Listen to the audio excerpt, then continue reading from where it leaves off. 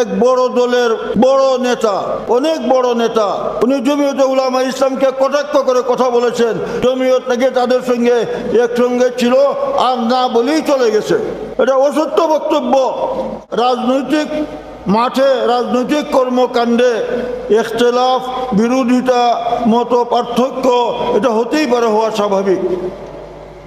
কিন্তু এটাকে খণ্ডন করতে হলেও খণ্ডনের জন্য যৌক্তিকতা থাকতে হবে, এর সত্যতা থাকতে হবে, এর বাস্তবতা থাকতে হবে, এর সভ্যতা ভদ্রতা বজায় রাখতে হবে।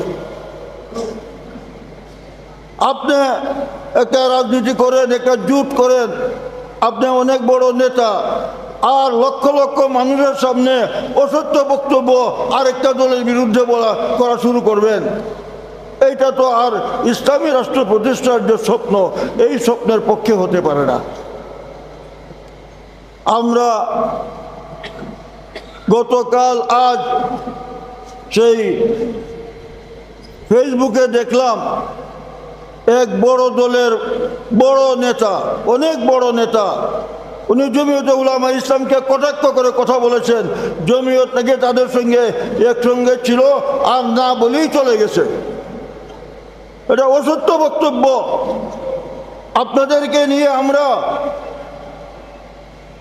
সমমনা রাজনৈতিক দলগুলি গঠন করেছিলাম এবং আপনারা আমরা সবাই ঘোষণা দিয়েছিলাম যে নো জামাত, নো বিএনপি। আমরা আমাদের মধ্যে একটা ঐক্য করব, পরবর্তীতে দেখা যাবে আমরা কি করব।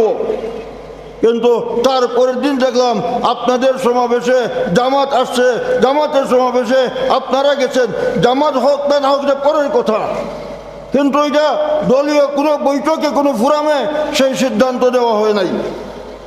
সিদ্ধান্ত নিয়ে চলে গেলেন, আর এখন বলবেন জমিয়ত পিছন থেকে চলে গেছে। আপনি মনে যা ইচ্ছা তাই করবেন, আর আপনার পিছনে পিছনে জাতি হাঁটবে।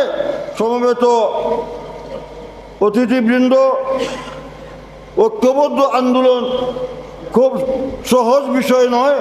যাদেরকে নিয়ে আপনি ঐক্য করছেন তার মধ্যে আছে যারা যে গত 15 বছর যখন মানুষ বিভিন্ন রাজনৈতিক দলের নেতা কর্মী ফাঁসি কাটছে, ঝুলছে, খুন হচ্ছে, জেলে যাচ্ছে, সেই সময় আপনারা আরামে বসে বসে বাতাস করেছেন।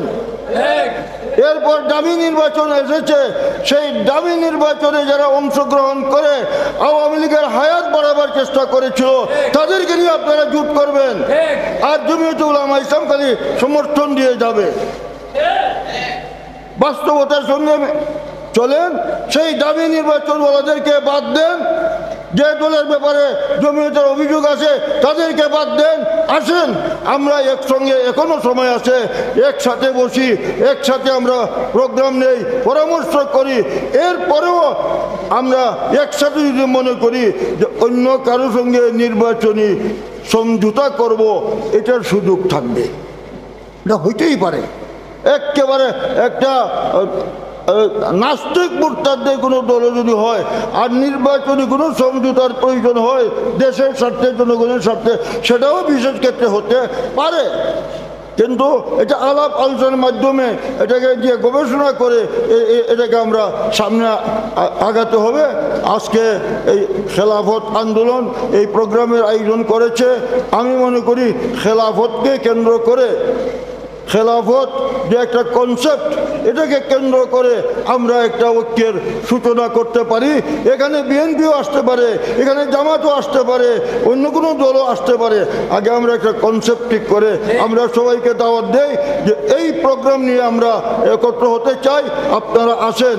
আর খালি ওই কি নাম কবে জানি বলছিল আমরা শরিয়া আইনে বিশ্বাস করি না, পরের দিন তো অফিসে নিয়ে দাওয়াত খাইয়ে আবার ঘোষণা দেওয়াইলেন যে আমরা ক্ষমতায় গেলে শরিয়া বিরোধী কোনো আইন করব না।